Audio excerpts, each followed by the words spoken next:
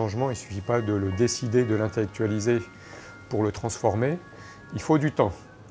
La première des choses, c'est les conditions de travail. Si la personne qui travaille dans son unité, qui a un tire-palette, qui ne roule pas, qui a je ne sais pas quel autre problème technique, ça ne sert à rien de lui parler de bien-être au travail parce que lui, son quotidien, c'est 6 heures ou 7 heures dans la galère.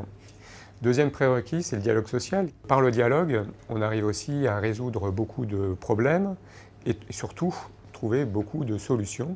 Et c'est une fois qu'on est au carré sur ces deux premiers points qu'on peut commencer à parler de la cerise, du bien-être, de la qualité, du plus à l'individu, au collectif, peu importe après l'angle de vue.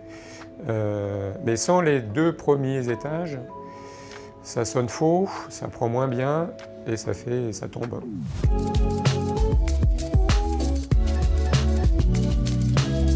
Bienvenue Mélanie. Bonjour.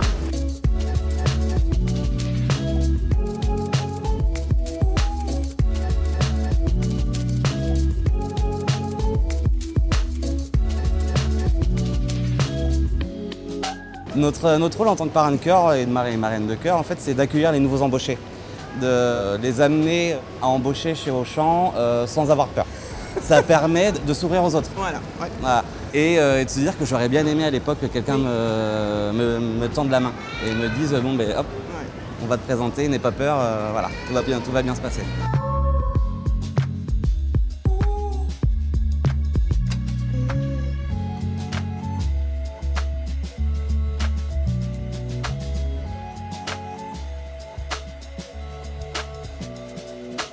Donc je me suis dit, je vais me lancer un gros défi, je vais devenir pâtissier. Et donc du coup, encore une fois, grâce au RH qui était là, j'ai pu mener à bien ce projet et intégrer les Compagnons du Devoir. J'ai obtenu mon CAP pâtissier donc en juillet dernier, mais c'est super intéressant et tous les jours j'apprends, quoi. Là, ils ont réussi à détecter des talents un peu partout dans le magasin et je trouve ça hyper enrichissant. Et ils montrent une vraie foi dans leur entreprise malgré les difficultés. Et franchement, c'est hyper agréable à voir. Moi, ce qui m'a le plus marqué, c'est de dire d'abord on embarque les managers. Si on ne peut pas embarquer les managers, on n'y arrivera pas. Je suis convaincue qu'on ne va jamais aussi loin que quand on ne sait pas où on va.